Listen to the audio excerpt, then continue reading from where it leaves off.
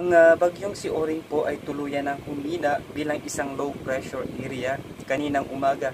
Ngunit inaasahang patuloy itong magpapaulan sa Luzon, lalo na dito sa Southern Luzon.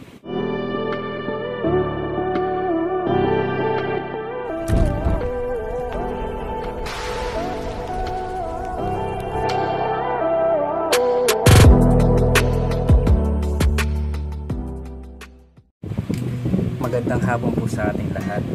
Update lang po tayo dito sa ating tropical storm o ang bagyong si Oring.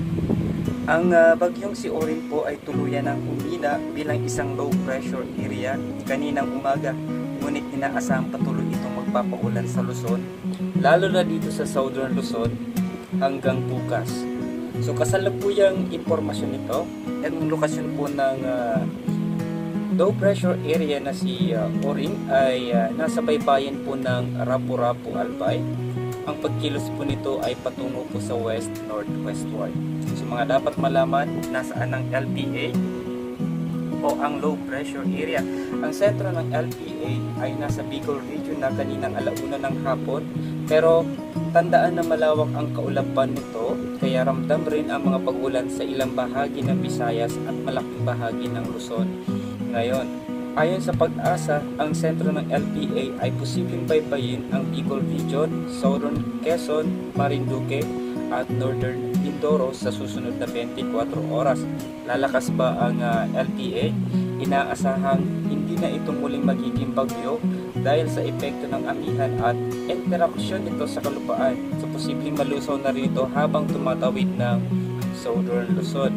Ano ang magiging epekto ng LPA? Ang pinagsamang epekto ng LPA at Northeast Monsoon o amihan ay inaasahang magdadala ng malawakang pag-ulan sa Luzon, lalo na sa Southern Luzon hanggang bukas, Martes.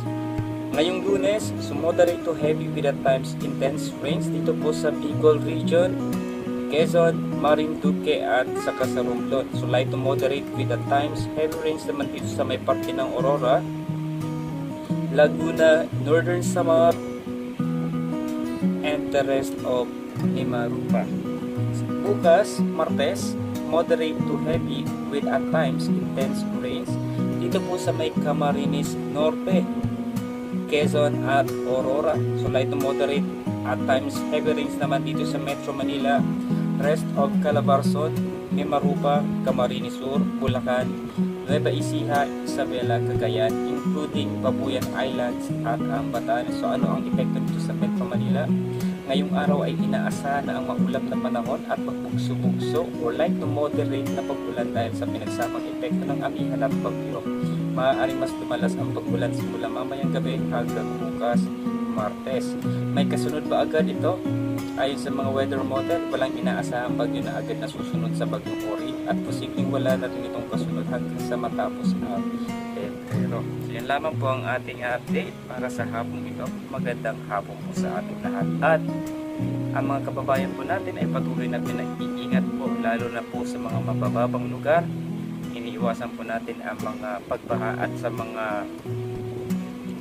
bulubundukin naman, maiwasan po natin ang mga pag-landslide. So maging alerto lamang po tayo para wala man pong ano mang mangyari po dulot nitong si low pressure na si Oring.